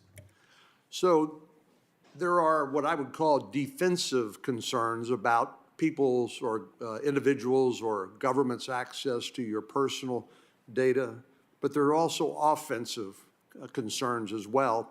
And that's where the issue of disinformation, or a term that became popularized during the 2016 election aftermath, was active measures. These are efforts by foreign governments, perhaps foreign intelligence services, to actively create a narrative or a message that is essentially propaganda by this foreign government that can be used to try to influence American public opinion. Is that accurate? Yes, sir. Not just American, that has happened worldwide, such as Myanmar, and in 2018, Facebook acknowledging that the disinformation campaigns on their platform contributed to genocide. And as you pointed out earlier, it's not just when you're looking at the data that is available on each one of us as American citizens, for whatever purposes, for good or ill, there's also a lot of information about who we interact with, right? There's something in the intelligence community, sometimes they talk about pattern of life. Maybe you'd want to talk about a network of friends and associates, family members and the like, from which inquiring minds could obtain additional data about us. Yes, and to your point, information operations are of a concern. Twitter acknowledges that they do happen on their platform. They have disclosed numerous ones, and they are aware of others that are ongoing. I'm aware that TikTok, which is a Chinese company, I believe, and even Instagram, which is owned by Facebook, have 13-year-old age restrictions in terms of their terms of use. But there's no limitation on people's ability to pretend to be an adult, to pretend to be somebody that they're not, and gain access to social media accounts and to use it for whatever purpose that they wish. I can't speak to TikTok or Facebook. I'm not familiar with their internal technology for age gating. I do know that that was a challenge at Twitter, and from what I was told, the majority of age gating was voluntary self-reporting of what your age was. And finally, can you tell me, do you have recommendations based on your 30 years of experience in terms of data security, and what sort of regulations or laws that Congress and the federal government should consider passing? We don't have time to talk about all those here today, but we'd certainly welcome any of your recommendations and insights. Do you think this needs to be an area where the federal government needs to be actively engaged? Yes, sir, I do. I'd be happy to supplement my written report. Thank you. Thanks, Senator Cornyn. Senator Hirono. Thank you, Mr. Chairman. Thank you for coming to testify, Mr. Zatko. Your testimony and all of your responses to the various questions we asked you says to me that the situation regarding data security and national security issues with regard to Twitter is massive, and that Twitter is not doing very much to be helpful at all. In fact, there are major disincentives to Twitter doing anything, to spending the time or the resources to address the concerns that you raise. So, for example, the FTC, very out-resourced with regard to trying to keep Twitter under any kind of, even a consent decree that was entered into back in 2011. And more recently, they're contemplating making Twitter pay $150 million for some misuse of information. $150 million fine for a multi-billion-dollar company is nothing to provide any kind of incentives for them to change what they're doing. And yes, there is information out there from so many different sources, including our appliances and cars and everything else. However, Twitter is a huge, if I can call it, a single platform where one can access information. So who is going to force Twitter really to do anything? If we were to adopt some of the legislation that's contemplated, if we don't have an agency that can implement and enforce that law, then we are back where we started from. So what is it going to take to force Twitter to change its ways? Well, this starts at the top in Twitter, and you need an executive team that is willing to go in and say, the executive team themselves acknowledged, and I heard them say, we have 10 years of unpaid debt here that at some point we really need to get ahead of. They need to prioritize that. And to my understanding, a board's primary role is to make sure the right executives are in charge of the company, the CEO in particular, to make sure they are sending the company in the right direction. This needs to be a long-term incentive rather than short-term incentives for the companies, because the short-term incentives just mean that they're going to tactically run from fire to fire and not actually pay down debt for a long-lived, valuable company. So your description of Twitter, though, is they're mainly focused on the short-term monetary incentives. Who's going to force them to look at the long term? Do people need to go to prison? I mean, what do we need to do to get Twitter to, at least, from what you're telling me, they cannot even identify foreign agents in their midst? Yes, ma'am. And, to be blunt, some foreign agents will probably be pretty good and difficult to identify, but some were, in this case, not. And they're only, to my awareness, being identified when they're brought to them. They're not even attempting to. I think holding people accountable is a good start. I think that is something that people are concerned of. But you can only hold people accountable if you can measure and quantify what their targets are and what changes need to happen. And if you say, such as what I saw, Twitter needs to have a mature software security program, that's a very ambiguous and qualitative term. So holding accountability and setting quantitative goals and standards that can be measured and audited independently, I believe, is what's going to be required to change management structures and drive change in companies when it's needed, such as this. So we don't even have the kind of standards to which we can hold Twitter accountable to. Is that right? From what I saw, they were able to be answered in the affirmative without actually meaningfully making the intent of the regulators was correct. But you could then say, yes, I've done this, hold up an isolated example, and allow somebody to assume that that example was at, the whole environment, knowing that you're misleading. Excuse me. So do French regulators have better standards to which to hold Twitter accountable to? My understanding is that one of the reasons the French CNIL is more feared is that they dig in technically and go towards more quantitative results that are less easy for organizations to sort of wordsmith around in their response and answers. I think that's something we can learn a lesson from. But specifically, are you sure that you discovered Twitter compromises its user data long after the users close their accounts? In fact, you stated that the accounts are simply deactivated while the data is not fully deleted. At the time of your departure from Twitter, was that the company's continuing general practice that they don't really eliminate the data? Yes, I was told straight out by the chief privacy officer that the FTC had come and asked, does Twitter delete user information when they leave the platform?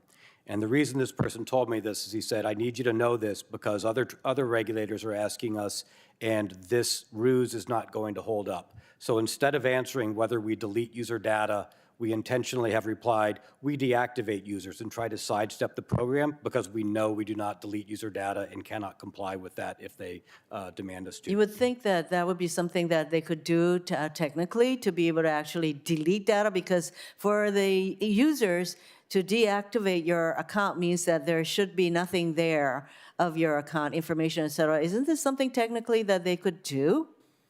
This goes to one of the fundamental root problems I mentioned in my opening oral statement, which is they would need to know what data they have, where it is, and why they got it, and how long, who it's attached to in order to do that. If they did that, which should be a fundamental expectation that I would have as a user, yes, at that point, they could absolutely delete the information. Thank you. Senator Graham's recognized for 6 minutes. Thank you very much for coming to the committee and giving us your insight. Something good will come from this. Do you believe that? I hope so. I'm basically too. risking my career and reputation, and if something good comes from this 5, 10 years down the road, it will have been worth it. It's a And you're sacrifice. willing to take that risk because it's that important to you? Yes, I've been doing this for 30 years. People who know me in the industry know that, I'm willing to put it all on the line, hoping that we can improve things. Well, I'm going to work with my Democratic colleagues to make sure this is not in vain. Let me ask you a question. Do you still use Twitter? I still have an account on Twitter. I still read it occasionally. I have not tweeted since I've left. Given what you know, would you recommend that all of us continue to use Twitter, or should we take a time out? I think Twitter is a hugely valuable service. It really shapes. So no matter people's what view. you said today, you're okay with the rest of us still tweeting? I think people should look at the information they're getting off of it differently, and I think people should put pressure on Twitter and ask questions from the public as well as from the government and regulators. You're not asking to shut them down, you're asking them to get better. Absolutely, sir. Okay. Would you buy Twitter given what you know? If you had the money. Yes, well, I guess that depended on the price. That's fair enough. But I guess the reason I ask that, for the rest of us, we take what you say seriously. It's pretty unnerving. I'm going to go ahead and use Twitter, but I'll use it differently. And if nothing good comes out of this, shame on us all. So let me just tell you where I'm headed. There's no way to deal with this without bipartisanship, from my point of view. So I'm working with Elizabeth Warren, of all people. We have different perspectives on most everything. But Elizabeth and I have come to believe that it's now time to look at social media platforms anew. And we have this general understanding among ourselves that the regulatory system regarding social media is not working effectively. Do you agree with that? Based upon what I saw, a lot of things aren't working effectively. Yes, sir. Okay. The Federal Trade Commission, that's the primary regulator for Twitter, as far as we know? I do not believe that Twitter should have been able to be viewed as in compliance with Well, my 2011 point consent. is, do you know when the Federal Trade Commission was founded? No, sir, I do not. 1914. A lot has happened since 1914. World War I, World War II, and an explosion of social media. Would you say, given what you know, it seems like the regulatory bodies are sort of outgunned here? In big tech, I think they are absolutely outgunned. Yeah, they're like big time outgunned. And I want people to understand, paying a $150 million fine seems to be of little consequence. Is that your testimony? In this case, absolutely. Okay, so just imagine what I just said, Mr. Chairman. A company doesn't mind paying $150 million if they can just get back on to doing what they're doing. So one of the things I'm trying to do with Senator Warren and others is create a consequence for these organizations to give them an incentive to do better. Don't you think that's where we should be headed? Yes, sir, I do. Okay. One thing that, do you have a car? Yes, sir, I do. Do you have a driver's license? Yes, sir. Okay, if you drive a car, you need a license. If you sell real estate, you need a license. If you practice law, you need a license. If you're involved in the securities business, you need to get licensed. Is there any licensing requirement to run a social media company? Not beyond, not to the best of my knowledge, sir. Okay, can you sue a social media company when they do you wrong? I do not know. Well, the answer is no. So they're not licensed, you can't sue them, and to be shocked that we have a problem is kind of naive on our part. So here's what I promise to you, that we're going to take your testimony, we're going to learn from it, we're going to create a system more like Europe, a regulatory environment with teeth, an agency that came about after 1914, with the power to deal with privacy issues, content moderation. If you're going to be in this space, you have to harden your sites against foreign interference. You have to protect your sites against criminality. And if somebody takes your content down, you'll have an appeal process outside the group who did it. Does that sound kind of like where we need to be going? Those all sound good to me, and I would hope measurable and transparent, and thank you, sir. Well, we're headed that way with my good friend Senator Hawley, who's going to join the Graham-Warren team. We're going to come up with a regulatory system to make sure that people in this space pay better attention. They have consequences if they don't change their behavior. It's long past due. Would you say that the companies we're talking about are some of the most powerful in the history of the world? I don't know, sir. Well, I'll say that. I will say that these companies make massive amounts of money. They're virtually unregulated. Their regulatory body was founded in 1914. They're completely outgunned. And under our law, you can't sue them when you're wronged. Having said all that, there's much value to these companies, Facebook, Twitter, Google. They add value to life. But there's a dark side, and we're going to address the dark side. So I will just close with this. Your testimony today has legitimized what most of us feel is a process out of control, that the regulatory environment is insufficient to the task. It's time to up our game in this country. I'm not about putting these people out of business. I'm about making them do business in a normal way and take their job more seriously. And if Elizabeth Warren and Lindsey Graham can come together around that concept, I think we're off to the races as a body. Thank you very much. What you did today will not be in vain. Thank you very much, sir. If what I've done can contribute to positive change, it will be worth it. Thank you. Thank you, Senator Graham. Mr. Zatko, thank you for joining us. Mudge, thank you for joining us. I'd like to ask you about what you encountered in terms of the corporate incentives at the top of the company. Something like pushing patches and security updates to employee devices. Cyber hygiene is not easy, but that's a relatively low-cost way to mitigate a lot of risk. And there is significant risk here, reputational risk, financial risk. So why, based upon your experience working within Twitter's corporate leadership, would the company not have elected to take that step to mitigate risk in that relatively low-cost way, or other steps like that? I didn't see any financial incentives at the top levels that would then give prioritization to such efforts. In fact, I saw incentives counter to that, and combined with a culture where the company needs a crisis to operate and is driven by crises, those didn't afford time or focus, from what I saw, to do the basic security hygiene. What are the incentives against something like patching? So it was just, so I'll give you an example. One of the things that I was surprised while I was there, we did a media day from the executives for the street. It was the first one that Twitter had done in a very long time. It set very ambitious goals for growth, for revenue growth, goals that I was concerned that the company would not be able to hit. Not too many months after that, there was an internal value creation award presented to me, offering $10 million if we tripled these growth goals. And I raised concern saying, I don't know how we can do that unless we entirely cut corners everywhere. I do not like this incentive structure. How are we going to be able to devote resources to the basics, such as fixing security patching, getting the systems up to date, building a development and testing environment for all of the different Okay, but how is the growth incentive hostile to something like pushing software updates to employee devices? And given that is a, you know, as I understand it, a fundamental security practice, a basic cyber hygiene practice, why were you unable to implement a change like that sort of baseline hygiene practice where you'd want all employee devices to be updated to the latest version? Yes, I brought that up numerous times. I was repeatedly told that, 92% of the systems had security software, and I kept asking, what is the security software reporting? It took me a month plus to get the truth that 30% of the systems were not received, they had turned off software updates.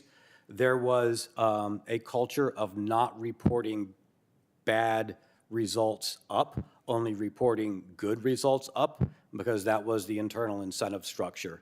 You were rewarded based upon relationships and how you performed in an emergency, not for identifying existing errors and doing the groundwork for keeping the lights on, running the business. My inability to find such basic information was disturbing. So you couldn't get the authorization, for example, to implement an MDM system or some system to push patches out to user devices, or you just couldn't work the bureaucracy to make it happen? I had the authorization. I couldn't get the real information because people were misrepresenting to the executive team, and the executive team was then further misrepresenting only good news and incorrect news to the board. So it took me several months to start going and getting ground truth and to find out that this had been a culture of only present good and positive reports up, and that's how you move forward in the company. Okay. Let's talk about the data, much of it no doubt sensitive within Twitter's possession, and some of the most alarming aspects of your disclosure and testimony is that the extent to which Twitter may not know what it has. What would be, and of course you don't know what you don't know, but what would be an example of the kinds of data sets that Twitter might possess but not fully understand it possesses? And what would be the mechanisms other than monitoring user activity by which it would have accumulated such data? Sure. One example, I was surprised to see that in an internal incident review in 2020, 50 million Twitter employees' information had been exposed. And that number confused me because Twitter doesn't have 50 million employees. Twitter has all of the information of all past employees, contractors, and other users because they haven't deleted that data. They've kept that data in that system, and those systems, when they are expose that information. That was surprising to me. Sorry, what was the second part of your question, sir? No, that's helpful, and I'm running low on time, so I want to get to this next point, and I know some of my colleagues have covered it, but the risks associated with targeted advertising, whether for the purpose of inducing targeted users to click on links that could then harvest data about their devices or their web use or their location, or possibly inject malware, or for targeted influence campaigns. Can you please talk about what you observed and what you view to be the risks associated with the advertising model and the capability of enterprise clients of Twitter's to target ads and links to specific users? Yes, so that area wasn't specifically my domain. That was under the executive of sales engineering. The parts that I believe are relevant were not only the additional report that we talked about earlier with the information operations, but I did see that data sets internally to the organization when I first joined, thousands of users had access to the advertisers' information, including their bank accounts and routing numbers. And when I first joined, people could change that information, and you could understand why changing the banking account information of a company such as Apple or Nike might be problematic. Final question, and then I'll yield to Senator Hawley, and I'm going to follow up with you on this one for the record as well to get as much detail as possible. But what records, documents, or technical information, with as much specificity as you can muster right now, would you suggest that the Congress should seek from Twitter to understand the extent of the alleged lax security practices, but also what data may have been exfiltrated, when and by whom, what the level of national security risk might be? What should we be seeking from this company so that we can assess the level of risk and the threat and make policy accordingly? Yes, sir. I submitted, I believe, 100-plus pages in my disclosure with data, talking about the sources of that data and providing a roadmap for investigators. I will do it a disservice trying to summarize the large numbers of sources and locations of that data, but hopefully my lawful disclosures provide that roadmap, and I'm happy to follow up. Okay, we'll with more review it in detail. full and send you any follow-ups. Thanks for your testimony. sir. Senator Hawley for 6 minutes. Thank you very much, Mr. Chairman. Mr. Zatko, thank you for being here. Thanks for your testimony. Thank you. I want to make sure I get this straight. You've stated today and in your report that about 4,000 Twitter employees are classified as engineers. Is that right? Yes, sir. At the time, half of the employees, I believe there were 7,000 plus full-time employees. Got it. And that means that these 4,000-ish employees would have had access to live user data all over Twitter. They could access individual users' personal information, including their live data. Have I got that right? Yes, sir. If they, so they would have access to the production environment. If they spent the time to meander around and look around, they would find that they could access these large troves of data. Including geolocation data? Did you testify to that earlier today? I know that Twitter has IP locations and that they do use geolocation services based upon IP addresses. Wow, 4,000 employees with access to that data. That's extraordinary. So those employees would be in a position then, if they wanted to get this information and dox Twitter users. Is that fair to say? That is a concern of mine, sir, yes. Wow. That's a significant concern. 4,000 people with the ability to dox individual users who pick up the phone and use Twitter. That's extraordinary. Have you ever seen it happen? I have seen numerous situations where Twitter engineers had to patch a problem, and I said, what was the problem? And they said, oh, engineers could tweet as anybody. The data was exposed in this part, and it was always reactionary rather in finding these wounds left and right and putting Band-Aids on them because the systemic underlying problems were not addressed, the broad access to too much information and too many systems. When you say Twitter engineers could tweet as anybody, tell me what that means. That meant a Twitter engineer understanding how the running systems and the data flows were operating could then access and inject or put forward information as I mentioned in my oral statement, any of the senators sitting here today. And have you ever seen that happen? No, not directly. Not directly. Are you concerned it has happened? Do you have some reason to believe it may have happened? The number of cases that were reported to me by individual engineers saying, hey, we found this, I'm going to try and have somebody fix it, where that was the exact problem and we wouldn't know if it had happened in the past, yes, I am concerned. Wow, I think that's pretty significant testimony. Let me make sure that I understand also just this point. A Facebook whistleblower came forward a couple of years ago now, came to me, to my office, and told us that at Facebook, they at least had some policies on the books that restricted back-end developers from using or from accessing user data.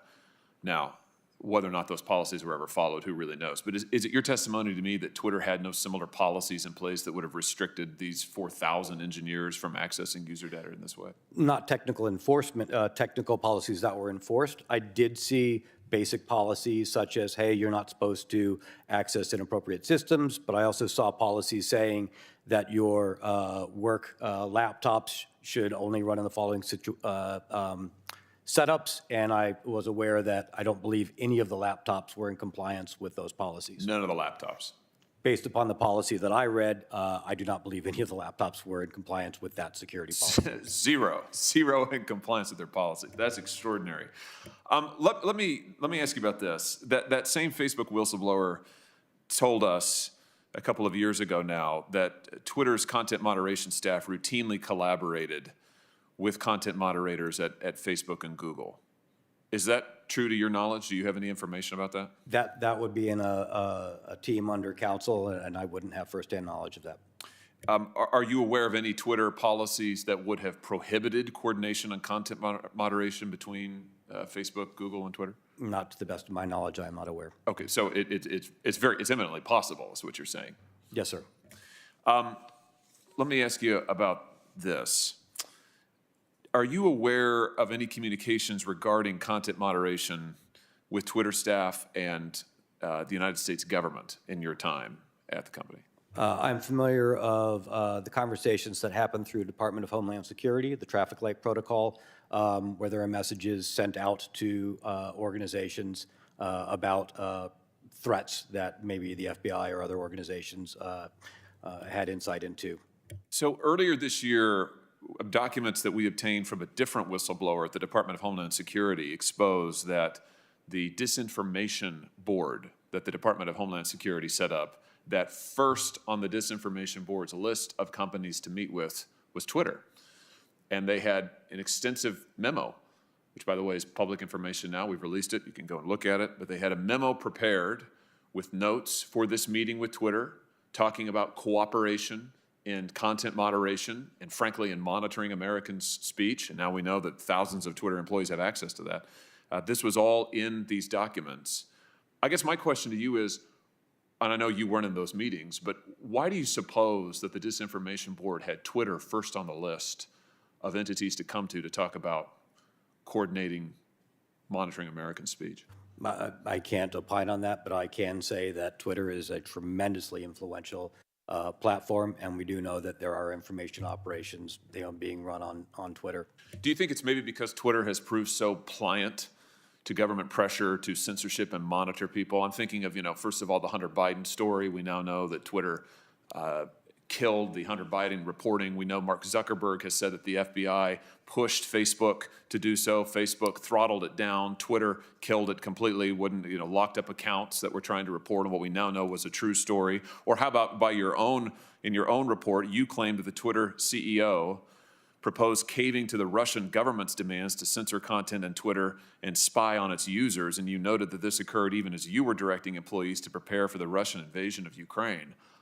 That sounds like an executive team that's pretty darn pliant to the demands of governments to weaponize effectively their platform to control information, to spy on its users.